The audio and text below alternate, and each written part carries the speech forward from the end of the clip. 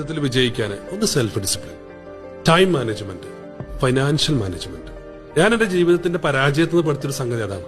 അപ്പൊ ഇതൊക്കെ ഉണ്ടെങ്കിൽ നമുക്ക് തീർച്ചയായിട്ടും ഇതൊക്കെ മാത്രമല്ല, നമ്മൾ ഹാർഡ് വർക്ക് ചെയ്യാനുള്ള മൈൻഡ്. നിങ്ങൾ ബി ബിസി.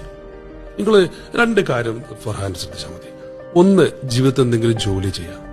രണ്ട്, ജീവിതത്തിൽ എന്തെങ്കിലും പഠിക്കുക. മൂന്നാമതൊരവസ്ഥ ജീവിതത്തിൽ ഉണ്ടായിരുന്നു. വെറുതെ അവസ്ഥ. മൂന്നാമത്തെ അവസ്ഥ എന്താണ്? ഞാൻ പറഞ്ഞ അത് മാത്രം മതിട്ടോ.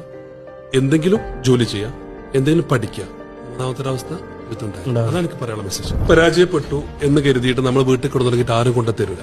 ഞാൻ നേരത്തെ പറഞ്ഞല്ലോ, ജീവിതത്തിൽ നമുക്കൊരു തിരിച്ചടി വരുമ്പോൾ നമ്മൾ അവസരങ്ങൾ തേടി പോകണം. അന്ന് 2009 2022 ഫിഫയ്ക്ക് വേണ്ടിയിട്ട് ഖത്തർ ഒരുങ്ങുന്ന സമയത്താണ് ഞാൻ ഖത്തർ പോയത്. അതേപോലെ 2030 എക്സ്പോക്ക് ഒരുങ്ങുമ്പോഴാണ് നമ്മൾ സൗദിയിലേക്ക് പോകുന്നത്. നമ്മൾ മനസ്സിലാക്കേണ്ടത് അവസരങ്ങൾ ആരും കാത്തിക്കും. വളരെ സിമ്പിൾ ആയിട്ട് പറഞ്ഞാലേ, ബസ് പോയിട്ട് കൈയാട്ടിയിട്ട് കാര്യമില്ല, ബസ് വരുന്നതിന് മുമ്പ് കൈയാട്ടിയിട്ടേ കാര്യമുള്ളൂ.